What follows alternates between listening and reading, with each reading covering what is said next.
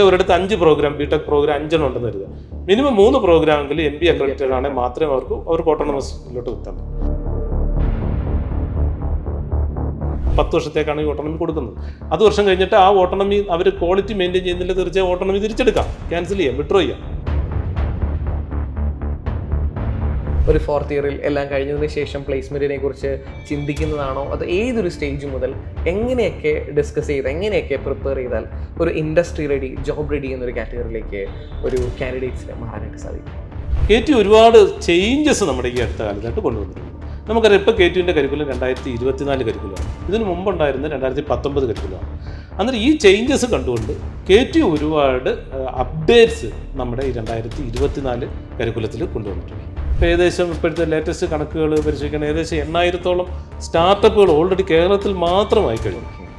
അന്നേരം മികച്ച നിലവാരം പുലർത്തുന്നവർക്ക് ഡീംഡ് യൂണിവേഴ്സിറ്റി സ്റ്റാറ്റസ് കിട്ടും. ഡീംഡ് യൂണിവേഴ്സിറ്റി സ്റ്റാറ്റസ് കിട്ടുമ്പോഴുള്ള ഗുണം ഞാൻ നേരത്തെ സൂചിപ്പിച്ചു. ഓട്ടോണമസ് കോളേജ് സിലബസും കരിക്കുലവും എല്ലാവർക്കും പരിഷ്കരിക്കാം, പക്ഷേ ഡിഗ്രി കൊടുക്കുന്നത് അഫിലിയേറ്റഡ് യൂണിവേഴ്സിറ്റികളാണ്, KT. എന്തൊക്കെ ഫെസിലിറ്റീസ് ആണ് KTയും അതുപോലെ തന്നെ മറ്റ് ഗവൺമെൻറ് ബോഡീസും ഈ ബ്രാഞ്ചുകളിൽ, ഈ ബിടെക് ബ്രാഞ്ച് തിരഞ്ഞെടുത്ത് പഠിക്കുന്ന വിദ്യാർത്ഥികൾക്ക് നൽകുന്ന അവസരങ്ങൾ എന്തൊക്കെയാണ്?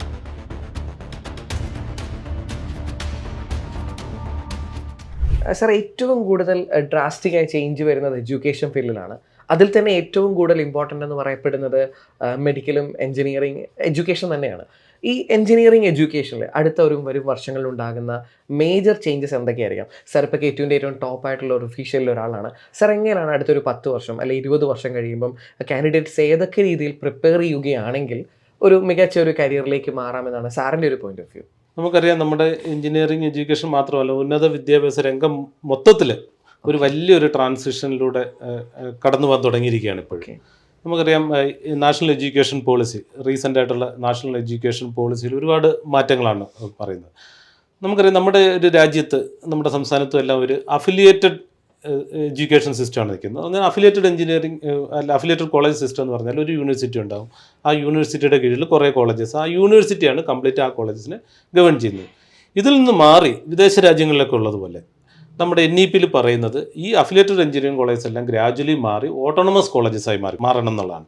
ഈ ഓട്ടോണമസ് കൊണ്ട് ഉദ്ദേശിക്കുന്നത്, ഇപ്പോൾ അഫിലിയേറ്റഡ് എഞ്ചിനീയറിംഗ് കോളേജ് സിസ്റ്റം ആണെങ്കിൽ നമുക്കറിയാം, ആ കോളേജസ് സെപ്പറേറ്റ് ആണെങ്കിൽ കംപ്ലീറ്റ് യൂണിവേഴ്സിറ്റിയാണ് കൺട്രോൾ ചെയ്യുന്നത്. യൂണിവേഴ്സിറ്റിയാണ് കരിക്കുലം തയ്യാറാക്കുന്നത്, യൂണിവേഴ്സിറ്റിയാണ് സിലബസ് തയ്യാറാക്കുന്നത്, യൂണിവേഴ്സിറ്റിയാണ് പരീക്ഷ നടത്തുന്നത്, വാല്യുവേഷൻ നടത്തുന്നത്, റിസൾട്ട് പ്രഖ്യാപിക്കുന്നത് എല്ലാം യൂണിവേഴ്സിറ്റിയാണ്. എന്നിട്ട് അതിൽ നിന്ന് മാറി ഇങ്ങനെയുള്ള അക്കാഡമിക് കാര്യങ്ങളെല്ലാം ഈ കോളേജസ് ചെയ്യുന്ന ഒരു സംവിധാനമാണ് ഈ ഓട്ടോണമി കൊണ്ട് ഉദ്ദേശിക്കുന്നത്, അക്കാഡമിക് ഓട്ടോണമി കൊണ്ട് ഉദ്ദേശിക്കുന്നത്. എന്നിട്ട് NEP പറയുന്നത് 2030 നമ്മുടെ കോളേജസ് എല്ലാം, എഞ്ചിനീയറിംഗ് കോളേജസ് മറ്റുള്ള കോളേജസ് എല്ലാം ഓട്ടോണമസ് ആയി മാറണം എന്നുള്ളതാണ്. എന്നിട്ട് ഓട്ടോണമസ് ആയി മാറിക്കഴിയുമ്പോൾ ഉള്ള ചില ഗുണങ്ങളെന്ന് പറയുന്നത് അവർക്ക് സ്വന്തമായി കരിക്കുലം പരിഷ്കരിക്കാൻ പറ്റും, സിലബസ് പരിഷ്കരിക്കാൻ പറ്റും. ഇപ്പം നമ്മുടെ അഫിലിയേറ്റഡ് കോളേജസിനുള്ള ഒരു പരിമിതി എന്ന് പറഞ്ഞാൽ യൂണിവേഴ്സിറ്റി കരിക്കുലം പരിഷ്കരിക്കുമ്പോൾ അല്ലെ സിലബസ് പരിഷ്കരിക്കുമ്പോൾ മാത്രമേ അവർക്ക് മാറാൻ പറ്റുന്നുള്ളൂ. ഇപ്പോൾ ആ കോളേജിൽ നിന്ന് താല്പര്യമുണ്ടോ ഇന്ന കോഴ്സ് കൊണ്ടുവരണം, പക്ഷേ സാധ്യമല്ല, കാരണം യൂണിവേഴ്സിറ്റിയാണ് ചെയ്യേണ്ടത്.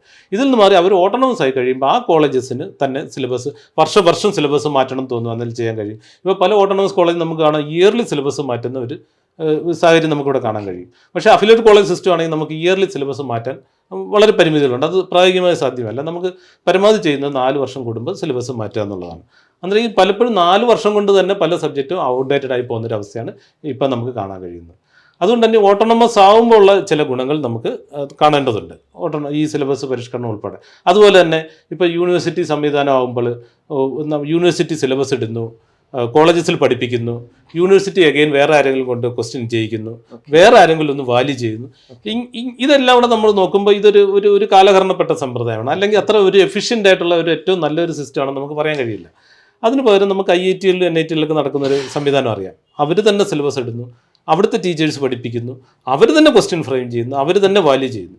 ഇങ്ങനെ വരുമ്പോൾ ആ ഒരു സബ്ജക്റ്റ് കൂടുതൽ ഡീപ്പായിട്ട് ഡെലിവറി ചെയ്യാനും കുറച്ചും കൂടെ ഇഫക്റ്റീവായിട്ട് അതിൻ്റെ ഒരു ഇവാലുവേഷൻ നടത്താനും എല്ലാം കഴിയുന്നുണ്ട്. അന്നേരം നമുക്ക് ഇപ്പോൾ ഈ ഒരു ഓട്ടോണമസ് ആകുക എന്നുള്ളതാണ് ഇപ്പോഴത്തെ ഒരു സിറ്റുവേഷനിൽ ഐഡിയലായിട്ട് നമ്മൾ കാണുന്നത്. അന്നേരം ഇപ്പം ആർട്സ് ആൻഡ് സയൻസ് കോളേജിൽ ഒരുപാട് college, government college, aided college ഉൾപ്പെടെ ഓട്ടോണമസ് ആയി കഴിഞ്ഞു. എഞ്ചിനീയറിംഗ് കോളേജ് എടുക്കുകയാണെങ്കിൽ ഏകദേശം 20ഓളം, ഇപ്പം ഞാൻ നേരത്തെ പറഞ്ഞു KTൻ്റെ കീഴിൽ 143 എഞ്ചിനീയറിംഗ് കോളേജാണ്. അതിൽ ഏകദേശം 20ഓളം colleges engineering colleges already autonomous ആയി കഴിഞ്ഞു.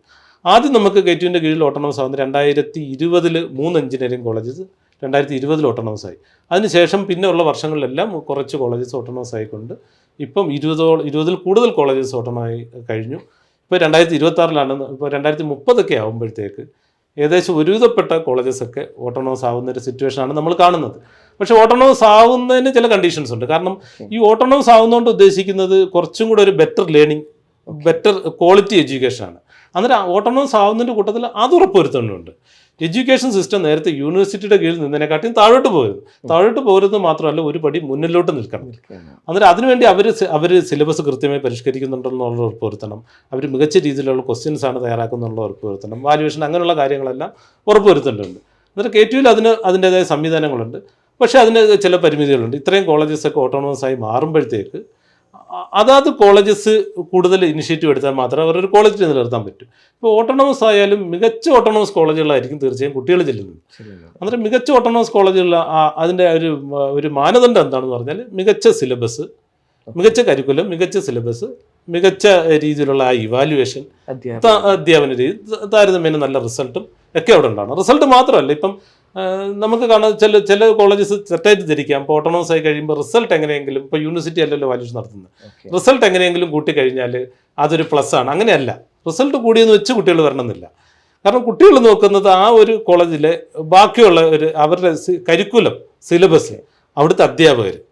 അന്നേരം ഈ കോളേജസ് ഓട്ടോണോമസ് കോളേജസ് ആകുമ്പോൾ അവർ ഉറപ്പ് വരുത്തേണ്ടത്, ഓട്ടോണോമസ് കോളേജിന് ചില നിർവചനങ്ങളുണ്ട്. ഈ ഓട്ടോണോമസ് ആവുന്നതിന് ചില ക്രൈറ്റീരിയ വെച്ചിട്ടുണ്ട്. കാരണം ഒരു മോശം കോളേജ് ഒരിക്കലും ഓട്ടോണോമസ് ആവാൻ പാടില്ല. നല്ല കോളേജ് ഓട്ടോണോമസിലെന്ന് പറയുമ്പോൾ അടുത്ത നിലവാരത്തിലോട്ട് എത്തിപ്പെടാൻ പറ്റുന്ന ഒരു സ്റ്റേജിലായി കഴിയുമ്പോൾ ഓട്ടോണോമസ് ആകാൻ പറ്റും. അതിന് UGC നിഷ്കർഷിച്ചിരിക്കുന്ന കണ്ടീഷൻ എന്ന് പറഞ്ഞാൽ ഒന്നുകിൽ NAAC accreditation with A grade വേണം, അല്ലെങ്കിൽ NBA അക്രഡിറ്റേഷൻ, നമ്മുടെ എഞ്ചിനീയറിംഗ് കോളേജിനെല്ലാം ബാധകമായിട്ടുള്ള engineering NBA accreditation minimum 3 program. ഒരിടത്ത് 5 പ്രോഗ്രാം, BTech പ്രോഗ്രാം 5 ഉണ്ടെന്ന് കരുതുക. മിനിമം 3 പ്രോഗ്രാമെങ്കിൽ NBA അക്രഡിറ്റഡ് ആണെങ്കിൽ മാത്രമേ അവർക്ക് ഓട്ടോണോമസിലോട്ട് എത്താൻ പറ്റും. ഓട്ടോണോമസ് ആയി കഴിഞ്ഞാൽ അവരെ ഗവേൺ ചെയ്യുന്നത് അവിടെ ഒരു ഗവേണിംഗ് ബോഡി ഉണ്ടാവും, അവിടെ ഒരു അക്കാഡമിക് കൗൺസിൽ ഉണ്ടാവും, അവിടെ ഒരു ബോർഡ് ഓഫ് സ്റ്റഡീസ് ഉണ്ടാവും. ഇവരുടെ എല്ലാം ഈ 3 ബോഡിയുടെയും governing body, academic council, board of studies, ഈ ഒരു 3 ബോഡി ഏകോപിപ്പിച്ചുകൊണ്ട് വേണം അവിടുത്തെ ക്വാളിറ്റി എൻഷുർ ചെയ്യുക, ആ കോളേജിൻ്റെ നടത്തിപ്പ് കൊണ്ടുവരുന്നത്. അങ്ങനെ ഇതെല്ലാം നല്ല രീതിയിൽ ചെയ്ത് നല്ല ഒരു രീതിയിലോട്ട് ഓട്ടോണോമസ് കോളേജസ് മാറുമെന്നുള്ളതാണ് നമ്മൾ പ്രതീക്ഷിക്കുന്നത്. അത് തന്നെയാണ് ഇതിനകത്ത് വിഭാവനം ചെയ്തേക്കുന്നത്. ഇത് കൂടാതെ ഈ ഓട്ടോണോമസ് കോളേജസ് കുറേ കഴിയുമ്പോൾ 5 വർഷം അല്ലെ 10 വർഷം, അത് 10 വർഷത്തേക്കാണ് ഈ ഓട്ടോണമി കൊടുക്കുന്നത്. 10 വർഷം കഴിഞ്ഞിട്ട് ആ ഓട്ടോണമി അവർ ക്വാളിറ്റി മെയിൻറ്റെയിൻ ചെയ്യുന്നില്ല, തീർച്ചയായും ഓട്ടോണമി തിരിച്ചെടുക്കാം, ക്യാൻസൽ ചെയ്യാം, വിഡ്രോ ചെയ്യാം. അന്നേരം നല്ല രീതിയിൽ ആ ഓട്ടോണമസ് കോളേജ് നല്ല രീതിയിൽ പെർഫോം ചെയ്യുന്ന നല്ല ക്വാളിറ്റി നിലനിർത്തുന്ന കോളേജസിന് തീർച്ചയായും ഡീംഡ് യൂണിവേഴ്സിറ്റി സ്റ്റാറ്റസിലോട്ട് മാറാനുള്ള, ഇപ്പോൾ കേരളത്തിൽ ഒരു 2-3 കോളേജസ്, എഞ്ചിനീയറിംഗ് കോളേജസ് ആർക്കും ആയിട്ടില്ല, പക്ഷേ ഡീംഡ് യൂണിവേഴ്സിറ്റി സ്റ്റാറ്റസിന് അപ്ലൈ ചെയ്തിട്ടുണ്ട്. അന്നേരം മികച്ച നിലവാരം പുലർത്തുന്നവർക്ക് ഡീംഡ് യൂണിവേഴ്സിറ്റി സ്റ്റാറ്റസ് കിട്ടും.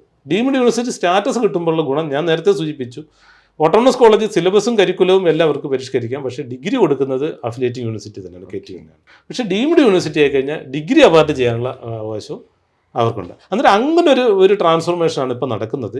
ഈ അഫിലിയേറ്റഡ് കോളേജ് സിസ്റ്റം ഗ്രാജുവലി മാറിക്കൊണ്ട് അത് ഓട്ടോണോമസ് കോളേജുകളായും ഇൻ ടേൺ കുറച്ചുകൂടെ കഴിയുമ്പോൾ അത് ഡീംഡ് യൂണിവേഴ്സിറ്റികളായി മാറുന്ന ഒരു സിറ്റുവേഷനാണ് നമ്മൾ മുന്നിലോട്ട് കാണുന്നത്.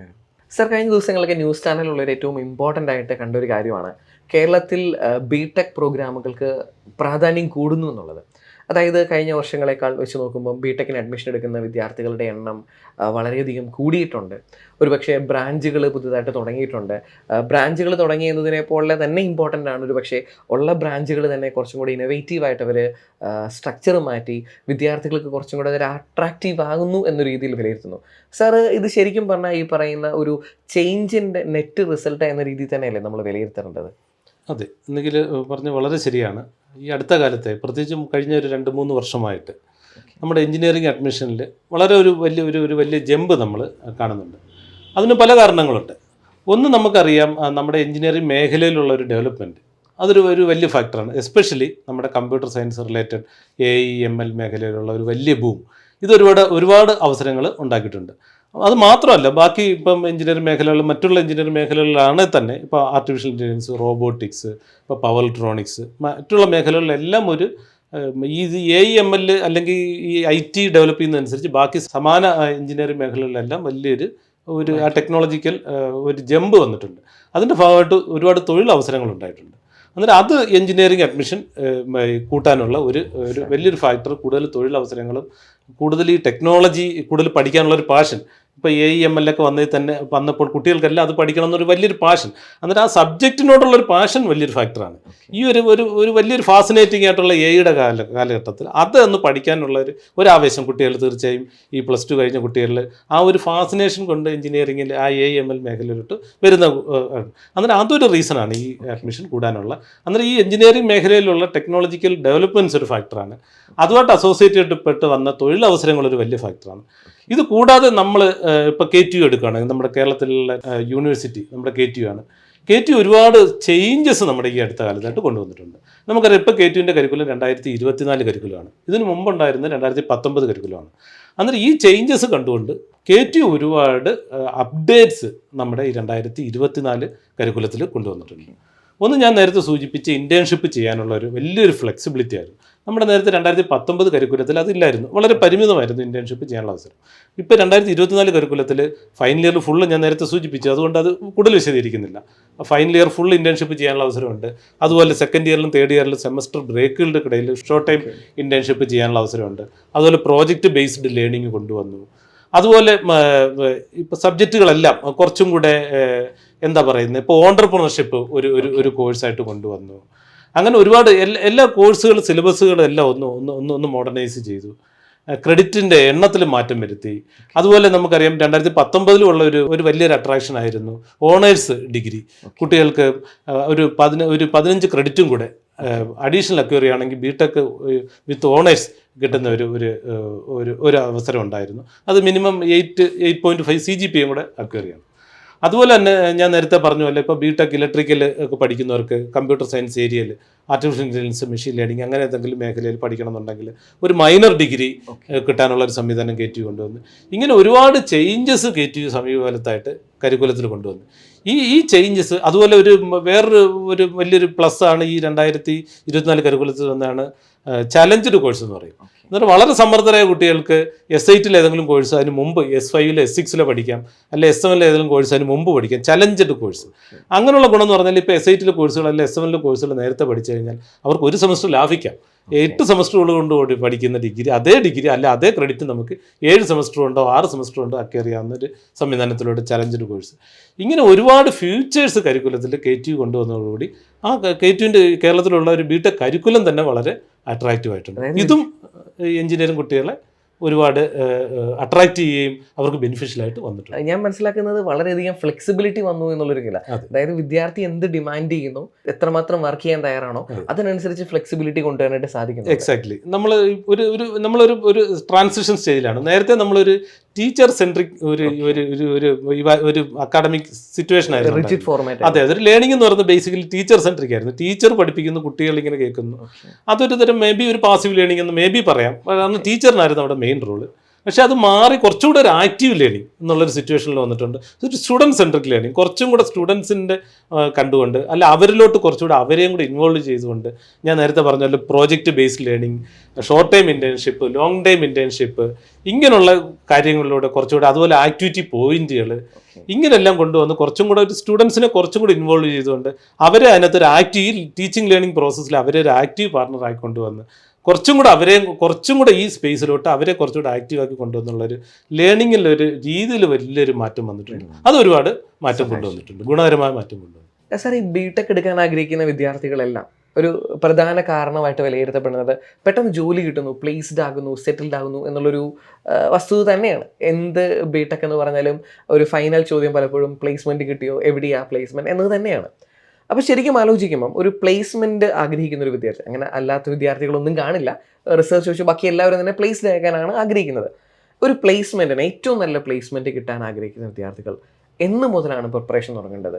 ഒരു 4th ഇയറിൽ എല്ലാം കഴിഞ്ഞതിന് ശേഷം പ്ലേസ്മെൻറ്റിനെ കുറിച്ച് ചിന്തിക്കുന്നതാണോ, അത് ഏതൊരു സ്റ്റേജ് മുതൽ എങ്ങനെയൊക്കെ ഡിസ്കസ് ചെയ്ത് എങ്ങനെയൊക്കെ പ്രിപ്പയർ ചെയ്താൽ ഒരു ഇൻഡസ്ട്രി റെഡി, ജോബ് റെഡി എന്നൊരു കാറ്റഗറിയിലേക്ക് ഒരു കാൻഡിഡേറ്റ്സിനെ മാറാനായിട്ട് സാധിക്കും? നിഖിൽ പറഞ്ഞത് വളരെ ശരിയാണ്. നമ്മൾ നിരവധി മേഖലകളുണ്ടെങ്കിൽ നമുക്കറിയാം എഞ്ചിനീയറിംഗ് മേഖല തന്നെയാണ് ഇപ്പോൾ ഏറ്റവും കൂടുതൽ തൊഴിൽ കൊടുക്കുന്നത്. ഇപ്പോഴും എഞ്ചിനീയറിംഗ് മേഖല തന്നെയാണ്. അന്നേരം ഇങ്ങനൊരു ഈ തൊഴിലവസരങ്ങൾ നമുക്ക് എത്തിപ്പെടണമെങ്കിൽ ഇതൊരു പെട്ടെന്ന് നമുക്ക് ഒരു ഓൾ ഓഫ് എ സഡൻ ചെയ്യാൻ പറ്റുന്നൊരു കാര്യമല്ല. അന്നേരം ഇതിൻ്റെ ഒരു പ്രിപ്പറേഷൻ ശരിക്കും നമ്മൾ എഞ്ചിനീയറിംഗ് നമ്മുടെ ജേർണി സ്റ്റാർട്ട് ചെയ്യുമ്പോൾ തന്നെ നമ്മൾ തുടങ്ങേണ്ടതുണ്ട്. അന്നേരം നമുക്ക് പെട്ടെന്നൊരു നല്ല പ്ലേസ്മെൻറ്റ് അല്ലെങ്കിൽ വളരെ പെട്ടെന്നൊരു പ്ലേസ്മെൻറ്റ് കിട്ടുക, അല്ലെങ്കിൽ വളരെ മികച്ചൊരു പ്ലേസ്മെൻറ്റ് കിട്ടുക ആ കിട്ടുന്നതിലേക്ക് വേണ്ടി നമ്മൾ കുറേ തയ്യാറെടുപ്പുകൾ നടത്തേണ്ടതുണ്ട്. അതിനുവേണ്ടി നമ്മൾ കുറച്ച് സ്കിൽസ് അക്വയർ ചെയ്യേണ്ടതുണ്ട്. നമ്മൾ പഠിക്കുന്ന ഫണ്ടമെൻ്റൽ നോളജ് അവിടെ അതേപടി വേണം. നല്ല സ്ട്രോങ് ആയിട്ടുള്ള ഫൗണ്ടേഷൻ നമുക്ക് എഞ്ചിനീയറിംഗ് സബ്ജക്റ്റുകൾ വേണം. ഇത് കൂടാതെ കുറേ അഡീഷണൽ സ്കിൽസും കൂടെ നമ്മൾ ഈ 4 വർഷത്തെ എഞ്ചിനീയറിംഗ് കോഴ്സിൻ്റെ ഭാഗമായിട്ട് അച്ചീവ് ചെയ്യേണ്ടതുണ്ട്. അത് നേരത്തെ എന്തെങ്കിലും ചോദിച്ചാൽ നമുക്ക് ടുവേർഡ്സ് എൻഡ് നോക്കിയാൽ പോരാ. നമുക്ക് ആ എഞ്ചിനീയറിംഗ് ജേർണി തുടങ്ങുമ്പോൾ തന്നെ നമുക്ക് അതിനെപ്പറ്റി ചിന്തിച്ചു തുടങ്ങേണ്ടതുണ്ട്. അന്നേരം മെയിനായിട്ട് 2 തരം സ്കിൽസാണ് നമുക്കിവിടെ വേണ്ടത്. ഒന്ന് നമ്മൾ സോഫ്റ്റ് സ്കിൽസ് എന്ന് പറയും. ഈ സോഫ്റ്റ് സ്കിൽസ് എന്ന് പറയുമ്പോൾ നമ്മുടെ basically communication skills, language skills, ഒരു ടീമായിട്ട് വർക്ക് ചെയ്യാനുള്ള, ഒരു പ്രോജക്റ്റിൽ ഒരു ടീം ബിൽഡിങ്, ഇങ്ങനെയുള്ള കാര്യങ്ങൾ, ഇൻ്റർപേഴ്സണൽ സ്കിൽസ്, ഈ സ്കിൽസിനെ എല്ലാമാണ് നമ്മൾ സോഫ്റ്റ് സ്കിൽസ് എന്ന് പറയുന്നത്. ഈ സ്കിൽസ് നമുക്ക് അക്വയർ ചെയ്യണം. അത് ഗ്രാജുവലി നമുക്ക് പല രീതിയിൽ അത് മേ ബി സം ട്രെയിനിങ്സ് അല്ലെങ്കിൽ പല രീതിയിൽ നമുക്കത് നേടിയെടുക്കാൻ പറ്റും. ഇത് കൂടാതെ ഏറ്റവും എസെൻഷ്യൽ ആയിട്ടുള്ളതാണ് നമ്മുടെ ഹാർഡ് സ്കിൽസ്, നമ്മുടെ മെയിൻ കോർ സ്കിൽസ്, നമ്മുടെ സബ്ജക്റ്റിലുള്ള സ്കിൽസ്. അത് തന്നെ നമുക്ക് 2 രീതിയിലുണ്ട്. നമുക്കിപ്പോൾ അറിയാം, നമുക്ക് ഇപ്പം ഈ കമ്പ്യൂട്ടറിൻ്റെയൊക്കെ കൂടുതൽ അങ്ങോട്ട് പ്രോമിനൻ്റ് ആയി വന്നപ്പോഴത്തേക്ക് നമുക്ക്, അല്ലെങ്കിൽ ആ ഒരു കമ്പ്യൂട്ടിംഗ് കേപ്പബിലിറ്റി ഒരുപാട് ഹൈ ആയതിൽ പിന്നെ, അല്ലെങ്കിൽ ഒരുപാട് ഡെവലപ്പ് ആയതിൽ പിന്നെ നമുക്ക് സിമുലേഷൻസ് കുറച്ചും കൂടെ വളരെ നന്നായിട്ട് കമ്പ്യൂട്ടർ സിമുലേഷൻസ് ചെയ്യാൻ പറ്റുന്നൊരവസ്ഥ, ഏതൊരു കാര്യവും മോഡൽ ചെയ്ത് സിമുലേറ്റ് ചെയ്യാൻ പറ്റുന്നൊരു അവസ്ഥ ഇപ്പോഴുണ്ട്. നേരെ നമ്മൾ അതിൻ്റെ ഒരു ഹാർഡ്വെയർ ഡിപ്ലോയ്മെൻറ്റിലോട്ട് ഒരു സാധനം പരീക്ഷിക്കുന്നതിന് മുമ്പ് ഇപ്പോൾ ഒരു റോക്കറ്റ് ലോഞ്ച് ചെയ്യുന്നു, നേരെ റോക്കറ്റ് ലോഞ്ച് ചെയ്യുന്നതിന് വരെ ഇത് കംപ്ലീറ്റ് നമ്മൾ ആദ്യം കമ്പ്യൂട്ടർ സിമുലേഷൻസ് നടത്തി നോക്കിയാണ്. എന്നിട്ട് നമുക്ക് ഇത് വളരെ എസെൻഷ്യലാണ്. ഇപ്പോഴത്തെ കാലഘട്ടത്തിൽ നമ്മൾ ഈ കമ്പ്യൂട്ടർ സിമുലേഷൻസ് വളരെ എഫക്റ്റീവ്. എന്നിട്ട് ഈ കമ്പ്യൂട്ടർ സിമുലേഷൻസ് ചെയ്യുന്ന സോഫ്റ്റ്വെയർസ് ഇപ്പോൾ ഓരോ എഞ്ചിനീയറിംഗ് മേഖലയിലും വ്യത്യാസമാണ്. ഇപ്പോൾ ഇലക്ട്രിക്കൽ എഞ്ചിനീയേഴ്സ് ഏറ്റവും കൂടുതൽ യൂസ് ചെയ്യുന്ന ഇപ്പോൾ മാറ്റ്ലാബ്, സ്പേസ്, അങ്ങനെയുള്ള കുറേ സോഫ്റ്റ്വെയർസ്. ഇലക്ട്രോണിക്സ് എഞ്ചിനീയേഴ്സ് ആണെങ്കിൽ VLSI ഡിസൈനുമായിട്ട് ബന്ധപ്പെട്ട് കേഡൻസ്, അങ്ങനെയുള്ള സോഫ്റ്റ്വെയർസ്. സിവിൽ എഞ്ചിനീയേഴ്സിനാണെങ്കിൽ അവരുടെ സോഫ്റ്റ്വെയർസ്, മെക്കാനിക്കൽ എഞ്ചിനീയറിംഗ് ആണ് അവരുടെ സോഫ്റ്റ്വെയർസ്. എന്നിട്ട് അതാത് എഞ്ചിനീയറിംഗ് മേഖലയിലുള്ളവർ അതാത് അവരവരുടെ സോഫ്റ്റ്വെയർസ് വളരെ പ്രൊഫിഷ്യൻ്റ് ആകുക എന്നുള്ളത് വളരെ ഇമ്പോർട്ടൻ്റ് ആണ്. അങ്ങനെ നല്ലൊരു പ്രൊഫിഷ്യൻസി ഈ സോഫ്റ്റ്വെയർസിലുണ്ടെങ്കിൽ, ഈ സിമുലേഷൻ ടൂൾസിലുണ്ടെങ്കിൽ അതൊരു വലിയ പ്ലസ്സാണ്. ഇതുകൂടാതെ നമുക്കറിയാം, നമുക്ക് എല്ലാവർക്കും ഈ കോഡിംഗ് സ്കിൽസ്, ഏത് എഞ്ചിനീയറിംഗ് ആണെങ്കിലും നമ്മൾ നേരത്തെ പറഞ്ഞു, ഇപ്പോൾ ഇൻ്റർ ഡിസിപ്ലിനറി മൾട്ടി ഡിസിപ്ലിനറി കാലമാണ്. എല്ലാവരും കുറച്ചൊക്കെ ഒരു കമ്പ്യൂട്ടർ സ്കിൽസ്, കോഡിംഗ് സ്കിൽസ് പഠിച്ചെടുക്കുന്നുണ്ട്. എല്ലാവരും എസെൻഷ്യലായിട്ട് C++, പൈത്തൺ, ഇങ്ങനെയുള്ളതിനകത്തല്ല ഒരു മിനിമം ഒരു പ്രൊഫിഷ്യൻസി ഉണ്ടാക്കിയെടുക്കുന്നത് നമുക്കൊരു പ്ലേസ്മെൻറ്റിലോട്ട് എത്തിച്ചേരാൻ നല്ലതാണ്. പിന്നെ ഇത് കൂടാതെ നമ്മൾ നേരത്തെ പറഞ്ഞതുപോലെ നല്ല പ്രോജക്റ്റുകൾ ചെയ്യുക. ഒന്ന് PBL, നമ്മുടെ പ്രോജക്റ്റ് ബേസ്ഡ് ലേണിങ്സ് വഴി നമ്മൾ കുറേ കാര്യങ്ങൾ അക്വയർ ചെയ്യുക. പിന്നെ ഷോർട്ട് ടൈം ഇൻറ്റേൺഷിപ്പും ലോങ് ടൈം ഇൻറ്റേൺഷിപ്പും നമ്മുടെ ഫൈനൽ ഇയർ പ്രോജക്ട്സ് ഒക്കെ വഴി നമ്മൾ നല്ല ഒരു ഇൻഡസ്ട്രി ലെവലിൽ നടക്കുന്ന കാര്യങ്ങളിലേക്ക് വളരെ ഒരു എക്സ്പോഷർ കിട്ടുകയും ആ ലെവലിൽ ഹാൻഡ്സ് ഓൺ ആയിട്ട് നമുക്ക് ഒരുപാട് എക്സ്പീരിയൻസ് കിട്ടുകയും നമുക്ക് സ്വന്തമായിട്ട് കാര്യങ്ങൾ ചെയ്യാൻ പറ്റുന്ന, സ്വന്തമായിട്ട് പ്രോട്ടോടൈപ്പ് ബിൽഡ് ചെയ്യാൻ പറ്റുന്ന, സ്വന്തമായിട്ട് ഒരു കമ്പനിയിലോട്ട് നമ്മളെ നേരിട്ട് ഒരു ദിവസം അബ്സോർവ് ചെയ്തിട്ട് അടുത്ത ദിവസം നമ്മൾ ജോലി ചെയ്യാൻ പറഞ്ഞാൽ അവരുടെ ഒരു ലെവലിലോട്ട് ചെയ്യാൻ പറ്റുന്ന രീതിയിൽ നമ്മൾ റെഡി ആവുകയാണെങ്കിൽ തീർച്ചയായും നമുക്ക് വളരെ നല്ല പ്ലേസ്മെൻറ്റ് നമുക്ക് തീർച്ചയായും എത്തിപ്പെടാൻ പറ്റും. അതുപോലെ ഈ കൂടുതൽ കമ്പനികൾ പ്ലേസ്മെൻറ്റുകൾ നടത്തുന്നത്, അല്ലെങ്കിൽ കുട്ടികൾ അവർ കോളേജസിലാണെങ്കിലും റിക്രൂട്ട്മെൻറ്റ് നടക്കുന്നത് പറഞ്ഞാൽ 6 സെമസ്റ്റർ ഓൺവേർഡ്സാണ്. അന്നേരം ആ പ്ലേസ്മെൻറ്റ് പ്രോസസ്സ് 6 സെമസ്റ്ററിൽ തുടങ്ങും. കുറേ കുട്ടികൾ 6 സെമസ്റ്റർ തന്നെ പ്ലേസ്ഡ് ആകും. കുറച്ച് കുട്ടികൾ ചിലപ്പോൾ 7th സെമസ്റ്റർ ആയിരിക്കും, 8th സെമസ്റ്റർ ആയിരിക്കും. ഈ പ്ലേസ്മെൻറ്റ് സ്റ്റാർട്ട് ചെയ്യുന്നത് 6 സെമസ്റ്ററിലാണ്. പക്ഷേ അതിൻ്റെ പ്രിപ്പറേഷൻ 6 സെമസ്റ്റർ തുടങ്ങിയാൽ പോരാ. കാരണം ഞാൻ നേരത്തെ പറഞ്ഞാൽ അതൊരു ഗ്രാജുവൽ പ്രോസസ്സാണ്. ഓൾ ഓഫ് എ സഡൻ നമുക്ക് ഒരിക്കലും കോമ്പിറ്റൻ്റ് ആകാൻ പറ്റില്ല, അല്ലെങ്കിൽ ഓൾ ഓഫ് എ സഡൻ നമുക്ക് സ്കിൽസ് എല്ലാം കൂടെ അക്വയർ ചെയ്യാൻ പറ്റില്ല. അതൊരു ഗ്രാജുവൽ പ്രോസസ്സാണ്. അത് നമ്മൾ എഞ്ചിനീയറിംഗ് ഫസ്റ്റ് ഇയർ തൊട്ട് നമ്മൾ എഞ്ചിനീയറിംഗ് ചെയ്യുന്ന തുടങ്ങുമ്പോൾ തൊട്ട് തന്നെ നമുക്ക് ആ ഒരു വിഷൻ നമ്മുടെ മനസ്സിൽ വരികയും നമ്മൾ എന്ത് തരം ജോലിയിലാണ് എത്തിപ്പെടാൻ ആഗ്രഹിക്കുന്നത്, അതിന് വേണ്ട സ്കിൽസൊക്കെയാണ്, എന്തൊക്കെയാണ് നമ്മൾ മനസ്സിലാക്കുകയും അതിന് വേണ്ടുന്ന പ്രിപ്പറേഷൻ നമ്മൾ തുടക്കത്തിൽ തന്നെ നടത്തുകയും വേണ്ടതാണ്. ഇനിയല്ല ജോബല്ല, ഇനിയിപ്പോൾ കുട്ടികൾക്ക് ഹയർ സ്റ്റഡീസിനാണ് താല്പര്യമുള്ളവർക്ക്, കുറച്ച് കുട്ടികൾക്ക് ഹയർ സ്റ്റഡീസിന് MTech പോകാനായിരിക്കും താല്പര്യം. അങ്ങനെയുള്ളവർക്ക് ഗേറ്റ് എഴുതി ആ മേഖലയിലോട്ട് പോകാം. അല്ല റിസർച്ച് ചെയ്യാനാണ് താല്പര്യമുള്ളവർക്ക് അവർക്ക് MTech കഴിഞ്ഞിട്ട് റിസർച്ചിന് പോകാം. അല്ലെങ്കിൽ ഇപ്പോൾ തന്നെ MTechന് പോകാതെ തന്നെ BTech കഴിഞ്ഞ് ഡയറക്റ്റ് റിസർച്ചിന് പോകാനുള്ള ഓപ്പർച്യൂണിറ്റീസും ഇപ്പോൾ ഉണ്ട്. സാർ, ബേസിക്കലി മലയാളികളുടെ ഒരു ബിഹേവിയർ എന്ന് പറഞ്ഞു കഴിഞ്ഞാൽ പഠിക്കണം, നന്നായിട്ട് പഠിക്കണം, ജോലി മേടിക്കണം, ഏറ്റവും സ്റ്റേബിളായ സേഫായ ജോലി കിട്ടണം, ഒരു ഗവൺമെൻറ് ജോബാണ് ഏറ്റവും നല്ലതെന്നുള്ളതാണ് മലയാളികളുടെ പൊതുവിലുള്ളൊരു ചിന്താഗതി. പ്രൈവറ്റ് ആണെങ്കിലും അതുപോലെ തന്നെ ഏറ്റവും സ്റ്റേബിൾ ആയിട്ടുള്ള സ്ട്രക്ചർ. പക്ഷേ ഇന്നത്തെ സ്റ്റുഡൻസിൻ്റെ ഒരു ആറ്റിറ്റ്യൂഡെല്ലാം വളരെയധികം ചേഞ്ച് ചെയ്യുകയാണ്. അവർ റിസ്ക് എടുക്കാനായിട്ട് തയ്യാറാവുകയാണ്. പുതിയ ഓൺടർപ്രണർഷിപ്പിലേക്കും അല്ലെങ്കിൽ പുതിയ ഇന്നോവേഷൻസിലേക്കുമാണ് ഇന്നത്തെ വിദ്യാർത്ഥികൾ ഏറ്റവും കൂടുതൽ ഒരു സ്റ്റേബിൾ ലൈഫ് അവർക്കെന്തോ മടുത്തെന്ന് തോന്നുന്നൊരു സിറ്റുവേഷൻ. അപ്പോൾ ഇങ്ങനെ ഒരു ചലഞ്ചിങ് ആയി നിൽക്കുന്ന ഒരു സ്റ്റുഡൻസ് ആണ് ഇന്ന് BTech പഠിക്കാനായിട്ട് വരുന്നത്. എന്താണ് അങ്ങനെയുള്ള വിദ്യാർത്ഥികൾ, എല്ലാവരും ആ ഒരു കാറ്റഗറി തന്നെയെന്ന് ഞാൻ വിലയിരുത്തുകയാണ്, ഒരു ഓണ്ടർപ്രണർഷിപ്പിലേക്കും അല്ലെങ്കിൽ ബിസിനസ്സിലേക്കും ഇന്നോവേഷൻസിലേക്കും ഒരു ചലഞ്ചിങ് ലൈഫ് സ്റ്റൈലിലേക്കൊക്കെ പോകാൻ ആഗ്രഹിക്കുന്നവർക്ക് എന്തൊക്കെ ട്രെയിനിങ് ആണ്, അല്ലെങ്കിൽ ട്രെയിനിങ്ങിൻ്റെ ഭാഗമായിട്ടാണ് KTUവിൻ്റെ വിവിധ പ്രോഗ്രാമുകൾ സഹായകരമാകുന്നത്? നിഖിലിൻ്റെ ഒബ്സർവേഷൻ വളരെ ശരിയാണ്. നല്ലൊരു ശതമാനം കുട്ടികൾ ഇപ്പോഴ് സ്വന്തമായി ഒരു എന്താ പറയുന്നത് ഒരു സ്റ്റാർട്ടപ്പ് തുടങ്ങി. നേരത്തെ നമ്മുടെ ഒരു കൺവെൻഷണൽ രീതി ഉണ്ടായിരുന്നു. നമ്മളെല്ലാവരും തൊഴിൽ ചെയ്യും, ഒരു എംപ്ലോയർ ആയിരുന്നു നമ്മൾ. എല്ലാവർക്കും ഒരു സ്റ്റേബിൾ ജോലി എന്നെങ്കിലും പറഞ്ഞാൽ പറ്റുമെങ്കിൽ ഒരു ഗവൺമെൻറ് ജോലി, ഇല്ലെങ്കിൽ ഒരു പ്രൈവറ്റ് ജോലി ആണെങ്കിൽ ഒരു വളരെ സ്റ്റേബിൾ ആയിട്ടുള്ള നല്ലൊരു കമ്പനി ജോലി. അന്നേരം ഈ ഒരു കാഴ്ചപ്പാടിൽ നിന്ന് ഈ സമീപകാലത്ത് വളരെ വലിയൊരു ഒരു മാറ്റം നമുക്ക് കാണുന്നുണ്ട്. പല വിദ്യാർത്ഥികളും അവരെ മാർക്കറ്റ് ചെയ്യാൻ ആഗ്രഹിക്കുന്ന ഒരു സ്റ്റാർട്ടപ്പ് ഫൗണ്ടർ, ഇതാണ് അവരുടെ ഒരു ടെക്നിക്കൽ ടേംസിലേക്ക് വരുന്നത്. അന്നേരം അവർക്ക് ഇതിന്റെ ഒരു വലിയ ഗുണം എന്ന് പറഞ്ഞാൽ, ഈ സ്റ്റാർട്ടപ്പിന്റെ ഒരു വലിയ ഗുണം എന്ന് പറഞ്ഞാൽ, അവർക്ക് ആദ്യം തന്നെ അവർക്ക് ഒരു CEO എന്ന് പറയാൻ പറയുമ്പോൾ ഉള്ള ഒരു വലിയൊരു പ്രസ്റ്റീജ്. അന്നേരം ആ രീതിയിൽ ഒരു വലിയൊരു ചിന്തയിലുള്ളൊരു മാറ്റം ഇപ്പം നമുക്ക് വളരെ നല്ലോണം കാണാൻ കഴിയും. ഒരു എംപ്ലോയറിന് പകരം ഒരു ഏതെങ്കിലും ഒരു കമ്പനിയിൽ ഒരു എംപ്ലോയി ആയിട്ട് അവരുടെ ഒരാളുടെ കീഴിൽ ജോലി ചെയ്യുന്നുണ്ട്, ഒരു എംപ്ലോയി ആയിട്ട് ഇരിക്കുന്നതിന് പകരം ഒരു എംപ്ലോയറായിട്ട് കുറേ പേർക്ക് തൊഴിൽ കൊടുക്കാൻ പറ്റുന്ന ഒരാളായിട്ട് മാറാനുള്ള ഒരു വലിയൊരു താല്പര്യം ഒരുപാട് കുട്ടികളുടെ ഇടയിൽ കാണുന്നുണ്ട്. അതിന് പല കാരണങ്ങളുണ്ട്. ഒന്ന് നേരെ പറഞ്ഞ പോലെ ഒരു കമ്പനിയുടെ CEO ആയിട്ടൊക്കെ ഇരിക്കുമ്പം ഉള്ള ഒരു പ്രിവിലേജ് ഫീൽ ചെയ്യുന്ന ഒരു കാര്യം. അതുകൂടാതെ ഈ ഒരു സ്റ്റാർട്ടപ്പ് തുടങ്ങുക, അതിൻ്റെ ഒരുപാട് ചലഞ്ചസ് ഉണ്ട്. ആ റിസ്ക് എടുക്കുക, ഒരു വലിയൊരു പാഷനായിട്ട് അതിനെ കാണുന്ന ഒരുപാട് കുട്ടികളുണ്ട്. അന്നേരം ഇതൊരു വലിയ മാറ്റമാണ്. കാരണം നമുക്കിപ്പം എത്ര എഞ്ചിനീയറിങ്ങിന് എത്ര തൊഴിൽ സാധ്യതകളുണ്ടെന്ന് പറഞ്ഞാൽ നമുക്ക് ഒരുപാട് കുട്ടികൾ ഇപ്പോൾ പഠിച്ചിറങ്ങുന്നുണ്ട്. അവർക്ക് എല്ലാവർക്കും തൊഴിൽ കൊടുക്കാനുള്ള ഒരു സംവിധാനം നമുക്കിവിടെ ഇല്ല. അന്നേരം കുറേ കുട്ടികളെങ്കിലും കുറേ തൊഴിൽ സ്വന്തമായി കണ്ടെത്തുകയും, അല്ലെങ്കിൽ കുറേ കുട്ടികൾ മറ്റുള്ള കുട്ടികൾക്കും കൂടെ തൊഴിൽ കൊടുക്കാൻ പറ്റുന്ന രീതിയിലോട്ട് വരാൻ പറ്റുകയും ചെയ്താൽ അതൊരു വലിയൊരു മാറ്റമാണ്. അന്നേരം ഇത് ഗവൺമെൻറ് മനസ്സിലാക്കിക്കൊണ്ട് തന്നെ, ഇന്ത്യ ഗവൺമെൻറ് ആണെങ്കിലും നമ്മുടെ സ്റ്റേറ്റ് ഗവൺമെൻറ് ആണെങ്കിലും ഒരുപാട് കാര്യങ്ങൾ ഈ സ്റ്റാർട്ടപ്പിനെ സപ്പോർട്ട് ചെയ്യാനായിട്ട് കൊണ്ടുവരുന്നുണ്ട്. ഇപ്പം നമുക്കറിയാം, കേരളത്തിൽ എടുക്കുകയാണെങ്കിൽ കേരള സ്റ്റാർട്ടപ്പ് മിഷൻ വളരെ സക്സസ്ഫുള്ളായിട്ട് ഏകദേശം കഴിഞ്ഞ 10 വർഷമായിട്ട് വർക്ക് ചെയ്യുന്നു. ഒരുപാട് മാറ്റങ്ങൾ കേരള സ്റ്റാർട്ടപ്പ് മിഷൻ കേരളത്തിൽ. ഇപ്പോൾ ഏകദേശം ഇപ്പോഴത്തെ ലേറ്റസ്റ്റ് കണക്കുകൾ പരിശോധിക്കുകയാണെങ്കിൽ ഏകദേശം 8000-ഓളം സ്റ്റാർട്ടപ്പുകൾ ഓൾറെഡി കേരളത്തിൽ മാത്രമായി കഴിഞ്ഞു. അന്നേരം വളരെ മികച്ച രീതിയിൽ സ്റ്റാർട്ടപ്പ് മിഷൻ നമ്മുടെ സ്റ്റാർട്ടപ്പ് എന്തൂസിയാസ്റ്റിന് വേണ്ടി എല്ലാ സപ്പോർട്ടും ചെയ്തു കൊടുത്തുകൊണ്ട് സ്റ്റാർട്ടപ്പ് മിഷൻ വിവിധ ഫണ്ടിങ് സ്കീമുകളുമായിട്ട് എല്ലാ പിന്തുണയും കൊടുത്തുകൊണ്ട് സ്റ്റാർട്ടപ്പ് മിഷൻ രംഗത്തുണ്ട്. അതുപോലെ ഇപ്പോൾ സെൻട്രൽ ഗവൺമെൻറ് എടുക്കുകയാണെങ്കിൽ നമുക്കറിയാം, MEITI, ministry of information technology, അവരുടെ കീഴിൽ ഒരു സ്റ്റാർട്ടപ്പ് ഹബ്ബ് തന്നെയുണ്ട്, ഒരു സെപ്പറേറ്റ് സ്റ്റാർട്ടപ്പിന് വേണ്ടിയുള്ള ഒരു ഹബ്ബ് തന്നെയുണ്ട്. അവർ ഒരുപാട് ഫണ്ടിങ് ഓപ്പർച്യൂണിറ്റീസ് നമ്മുടെ ഈ ബെഡിങ് ഓണ്ടർപ്രണേഴ്സിന് കൊടുക്കുന്നുണ്ട്. അന്നേരം ഇതൊരു വലിയൊരു നല്ലൊരു മേഖലയാണ്. ഒരുപാട് കുട്ടികൾക്ക് സ്വന്തമായിട്ട് തൊഴിൽ കണ്ടെത്താൻ പറ്റുന്ന വലിയൊരു സാധ്യതയുണ്ട്. എന്ന് പറഞ്ഞാൽ ഇവർക്ക് വളരാനുള്ള ഒരു സ്കൈ ആണ് മേളിൽ ലിമിറ്റ് എന്ന് പറയാവുന്ന രീതിയിലുള്ള ഒരു വലിയൊരു ഓപ്പർച്യൂണിറ്റി ഒരുപാട് പേര് വളരെ സക്സസ്ഫുൾ ആയിട്ട് വന്നിട്ടുണ്ട്. പക്ഷെ അതോടൊപ്പം തന്നെ നമ്മൾ കാണേണ്ട അതിനകത്തുള്ള ചലഞ്ചസും, ഓഫ് കോഴ്സ് സ്വന്തമായിട്ട് ഒരു കമ്പനി തുടങ്ങുമ്പോൾ ഉള്ള ചലഞ്ചസും നമ്മൾ അതിനോടൊപ്പം കാണേണ്ടതുണ്ട്. അന്നേരം ഈ ചലഞ്ചസിനെ എല്ലാം ഓവർകം ചെയ്തുകൊണ്ട്, അന്നേരം ഈ ചലഞ്ചസിനെ എല്ലാം സപ്പോർട്ട് ചെയ്യാൻ, അല്ലെങ്കിൽ അതിന് വേണ്ട മെൻറ്ററിങ് കൊടുക്കാനായിട്ടുള്ള ഒരുപാട് സംവിധാനങ്ങൾ നമ്മുടെ സ്റ്റാർട്ടപ്പ് മിഷനിൽ മറ്റുള്ള സംവിധാനങ്ങളുണ്ട്. നമുക്ക് സ്റ്റാർട്ടപ്പ് മിഷൻ ഞാൻ നേരത്തെ സൂചിപ്പിച്ചു ഒരുപാട് ഫണ്ടിങ് സപ്പോർട്ട് കൊടുക്കുന്നുണ്ട്. അതുകൂടാതെ ഈ ഒരുപാട് പ്രൈവറ്റ് ഏജൻസീസ് ഉണ്ട് ഫണ്ട് ചെയ്യാൻ തയ്യാറായിട്ടുള്ളവർ. ഏഞ്ചൽ ഇൻവെസ്റ്റേഴ്സ് എന്ന് പറയും, വെഞ്ചർ ക്യാപിറ്റലിസ്റ്റ് എന്ന് പറയും. ഇങ്ങനെ ഒരുപാട് ഇൻവെസ്റ്റേഴ്സ് ഉണ്ട്. അങ്ങനെ ഈ ഇൻവെസ്റ്റേഴ്സിൻ്റെ അടുത്തെല്ലാം നമ്മുടെ ഐഡിയ പിച്ചിങ് എന്ന് പറയും. നമ്മുടെ ഒരു ഐഡിയ, പുതിയൊരു ഐഡിയ വേണമല്ലോ. ഒരു സ്റ്റാർട്ടപ്പും മറ്റുള്ളതായിട്ടുള്ള വ്യത്യാസം. സ്റ്റാർട്ടപ്പ് എന്ന് പറഞ്ഞ ഒരു ഇന്നോവേറ്റീവ് ഐഡിയ. അന്നേരം ഈ ഒരു ഐഡിയ നമ്മൾ ആദ്യം ഒരു പ്രോട്ടോടൈപ്പായിട്ട് കൺവേർട്ട് ചെയ്യണം, പിന്നെ അതിനൊരു പ്രോഡക്റ്റ് ആക്കണം, അതിനെ മാർക്കറ്റ് ചെയ്യണം, അതിന് മറ്റുള്ള ഒരു സ്കെയിലപ്പ് ചെയ്യണം, അങ്ങനെയുള്ള കാര്യങ്ങളുണ്ട്. അന്നേരം ഇതിനൊരു കോസ്റ്റ് ഇൻവോൾവ് ആണ്. അതുപോലെ ഒരുപാട് മെൻറ്ററിങ് സപ്പോർട്ട് വേണം. അന്നേരം ഈ മെൻറ്ററിങ് സപ്പോർട്ട് തരാൻ ഒരുപാട് ആളുകളുണ്ട്. നമുക്ക് കൃത്യമായ ആളുകളെ ഐഡൻറ്റിഫൈ ചെയ്യാം. അതുപോലെ കോസ്റ്റ്, നമ്മൾ ഈ പുതിയ വിദ്യാർത്ഥികൾക്ക് അല്ലെങ്കിൽ പഠിച്ചിറങ്ങുന്ന വിദ്യാർത്ഥികൾക്ക് ഇത്രയും എക്സ്പെൻസ് വേർ ചെയ്യാൻ പറ്റണമെന്നില്ല. അന്നേരം അതിനുവേണ്ടി സ്റ്റാർട്ടപ്പ് മിഷൻ ഞാൻ നേരത്തെ പറഞ്ഞ സപ്പോർട്ട് തരുന്നുണ്ട്. ഇൻവെസ്റ്റേഴ്സ് ഒരുപാട് പേര്. അന്നേരം അവരെ കൺവിൻസ് ചെയ്യാൻ പറ്റി കഴിഞ്ഞാൽ ഒരുപാട് ഫണ്ടിങ് സപ്പോർട്ട് അവർ തരും. അതുവഴി നമുക്ക് നമ്മുടെ ഐഡിയ ആദ്യം നമുക്കൊന്ന് പ്രോട്ടോടൈപ്പ് ആക്കണം. ആ പ്രോട്ടോടൈപ്പിന് നമുക്കൊരു പ്രോഡക്റ്റ് ആക്കണം. പ്രോഡക്റ്റ് ആയി കഴിഞ്ഞാൽ അതിനെ മാർക്കറ്റൈസ് ചെയ്യണം. മാർക്കറ്റൈസ് ചെയ്യാനുള്ള ഇവിടെ എല്ലാം നമുക്ക് ഈ കോസ്റ്റ് ഇൻവോൾവ് ആണ്.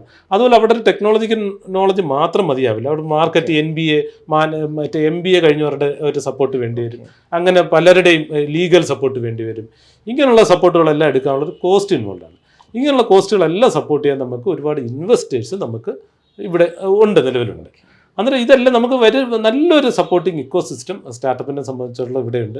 അതുപോലെ ഇതിൻ്റെ ഒരു ഇമ്പോർട്ടൻസ് KTU മനസ്സിലായിക്കൊണ്ട് തന്നെ KTU വളരെ റീസെൻ്റ്ലി 1 വർഷം മുമ്പേ ഒരു സ്റ്റാർട്ടപ്പ് സെല്ല് KTUവിൻ്റെ കീഴിൽ എസ്റ്റാബ്ലിഷ് ചെയ്തിട്ടുണ്ട്. അതുപോലെ KTU സ്റ്റാർട്ടപ്പ് പോളിസി ഫോം ചെയ്തിട്ടുണ്ട്. അതുപോലെ KTU ഇപ്പോഴത്തെ ഈ 2024 കരിക്കുലത്തിൽ ഫസ്റ്റ് ഇയറിൽ startup and entrepreneurship and IPR, intellectual property rights. ഈ ഒരു കോഴ്സ് തന്നെ ഈ ഒരു സബ്ജക്റ്റിൽ ഈ ഒരു ഏരിയയിൽ ഒരു പുതിയ കോഴ്സ് തന്നെ കൊണ്ടുവന്നിട്ടുണ്ട്. അന്നേരം KTU ഇതിൻ്റെ സിഗ്നിഫിക്കൻസ് മനസ്സിലാക്കി. KTU ഒരുപാട് പോളിസികൾ, ഒരുപാട് കാര്യങ്ങൾ ഇത് ചെയ്തിട്ടുണ്ട്, ഒരുപാട് ഫ്ലെക്സിബിലിറ്റി കൊണ്ടുവന്നിട്ടുണ്ട്, ഒരുപാട് പ്ലാൻ ചെയ്തിട്ടുണ്ട്. ഓരോ വർഷവും 100 സ്റ്റാർട്ടപ്പ് വരണം, അല്ലെങ്കിൽ ഇത്ര ഇൻക്യുബേറ്റേഴ്സ് ചെയ്യണം. ഇങ്ങനെ ഒരുപാട് പ്ലാനോടുകൂടിയാണ് KTU പോകുന്നത്. അന്നേരം വലിയൊരു സപ്പോർട്ടിങ് സിസ്റ്റം ഇപ്പോൾ കേരള സ്റ്റാർട്ടപ്പ് മിഷനും KTUവും മറ്റുള്ള ഏജൻസികളെല്ലാം കൂടി ഇപ്പോൾ ഈ സ്റ്റാർട്ടപ്പ് രംഗത്തേക്ക് വരുന്ന കുട്ടികൾക്ക് നല്ലൊരു സപ്പോർട്ട് കൊടുക്കാനുള്ള ഒരു സംവിധാനം ഇവിടെയുണ്ട്. സർ, BTech പഠിക്കാൻ ആഗ്രഹിക്കുന്ന വിദ്യാർത്ഥികൾക്ക് ഏറ്റവും കൂടുതൽ അവസരങ്ങൾ നൽകുന്നത് KTU തന്നെയാണ്. അങ്ങനെയുള്ളൊരു വിദ്യാർത്ഥിയുടെ ഒരു ആംഗിൾ ചിന്തിക്കുമ്പോഴത്തേനും പഠിക്കാനും അതുപോലെ തന്നെ കൂടുതൽ എക്സ്പീരിയൻസ് ചെയ്യുവാനായിട്ട് എന്തൊക്കെ ഫെസിലിറ്റീസ് ആണ് KTUവും അതുപോലെ തന്നെ മറ്റ് ഗവൺമെൻറ് ബോഡീസും ഈ ബ്രാഞ്ചുകളിൽ, ഈ BTech ബ്രാഞ്ച് തിരഞ്ഞെടുത്ത് പഠിക്കുന്ന വിദ്യാർത്ഥികൾക്ക് നൽകുന്ന അവസരങ്ങൾ എന്തൊക്കെയാണ്? KTUവിൻ്റെ കീഴിൽ ഇപ്പം ഞാൻ നേരത്തെ പറഞ്ഞു 143 എഞ്ചിനീയറിംഗ് കോളേജ് ഉണ്ട്. ഏകദേശം ഒരു 15ഓളം വിവിധ ബ്രാഞ്ചുകളിൽ കേരള ഈ 140 എഞ്ചിനീയറിംഗ് കോളേജസിലായിട്ടുണ്ട്. അന്നേരം ഇവർക്ക് ഈ നമ്മുടെ കരിക്കുലം, ആ കരിക്കുലം എന്ന് പറഞ്ഞാൽ 2019 കരിക്കുലാണ് 160 ക്രെഡിറ്റ് ആയിരുന്നു. ഇപ്പോൾ ഈ 2024 കരിക്കുലത്തിലോട്ട് വന്നപ്പോൾ 170 ക്രെഡിറ്റിൽ ഒരു 10 ക്രെഡിറ്റ് കൂടെ കൂട്ടിയിട്ടുണ്ട്. പക്ഷേ ആ 10 ക്രെഡിറ്റ് കൂടെ കൂട്ടുമ്പോൾ തന്നെ നമ്മൾ അവിടെ ഒരു ഫ്ലെക്സിബിലിറ്റി കൊണ്ടുവന്നിട്ടുണ്ട്. മിനിമം 160 ക്രെഡിറ്റ് അക്വയർ ചെയ്താൽ നമ്മൾ ഡിഗ്രി അവാർഡ് ചെയ്യും. ആ 10 ക്രെഡിറ്റ് ഇപ്പോൾ ഏതെങ്കിലും 2-3 ക്രെഡിറ്റ് അക്വയർ ചെയ്യുക ഫെയിൽ ആവുന്നതിൽ കൂടി അവിടെ CGPA കുറയും. ആ ഒരു പർട്ടിക്കുലറിൻ്റെ ഗ്രേഡ്, ആ കോഴ്സിൻ്റെ ഗ്രേഡ് 0 ആവും. CGPA അല്പം കുറയുന്നുള്ളേ ഉള്ളൂ. എങ്കിലും ആ കുട്ടിക്ക് ഒരു ഡിഗ്രി എന്ന് പറഞ്ഞാൽ BTech ഡിഗ്രി കൊടുക്കുന്ന ഒരു സംവിധാനമുണ്ട്. പിന്നെ KTU നമ്മൾ ചെയ്യുന്നത് പറഞ്ഞാൽ നമ്മൾ ഒരുപാട് സ്കീംസ് നമ്മൾ KTUവിൻ്റെ കീഴിൽ പഠിക്കുന്ന കുട്ടികൾക്കായി കൊണ്ടുവന്നിട്ടുണ്ട്. പ്രത്യേകിച്ചും റിസർച്ചുമായി ബന്ധപ്പെട്ട്, പ്രോജക്റ്റുമായി ബന്ധപ്പെട്ട്. ഇപ്പോൾ എക്സാമ്പിൾ പറയുകയാണെങ്കിൽ KTUവിൻ്റെ കീഴിലൊരു ഇന്നോവേറ്റീവ് സ്റ്റുഡൻറ്റ് പ്രോജക്റ്റ് എന്ന് പറയുന്നൊരു സ്കീമുണ്ട്. KTUവിൽ CERD എന്നും പറഞ്ഞൊരു സ്കീമുണ്ട്. അതിൻ്റെ കീഴിലാണ് ഇന്നോവേറ്റീവ് സ്റ്റുഡൻറ്റ് പ്രോജക്റ്റ് സ്കീം. ഈ സ്കീമിൽ ഫൈനൽ ഇയർ പഠിക്കുന്ന കുട്ടികൾക്ക് പ്രോജക്റ്റ് ചെയ്യുന്നതിന് നമ്മൾ 50,000 രൂപ വരെ സപ്പോർട്ട് ചെയ്യുന്ന ഒരു സ്കീമുണ്ട്.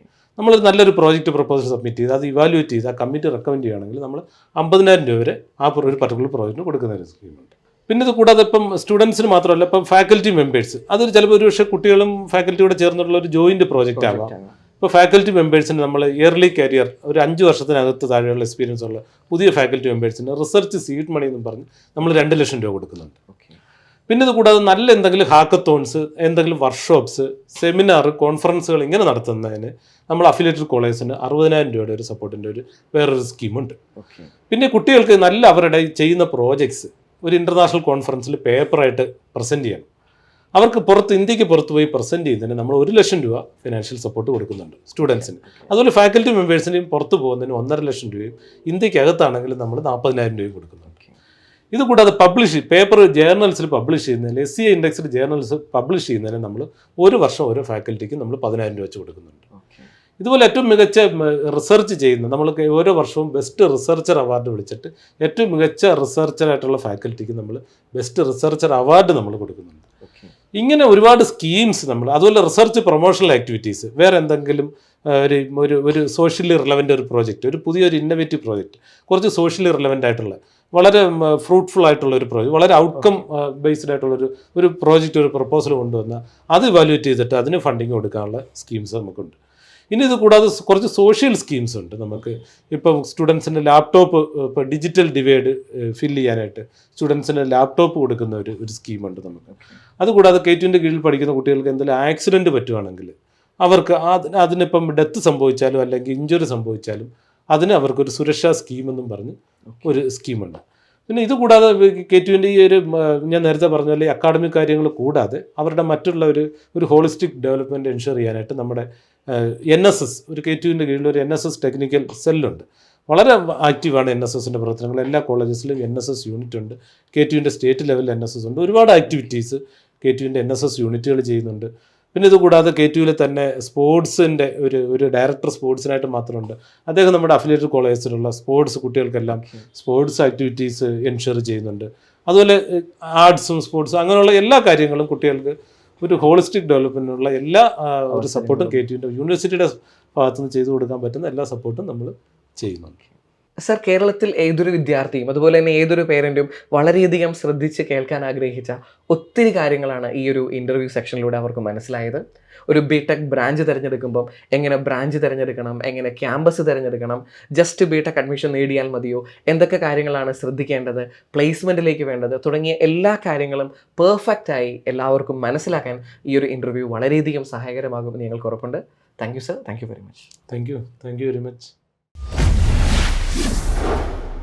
Brilliant Study Center, India's #1 coaching center for NEET and JEE.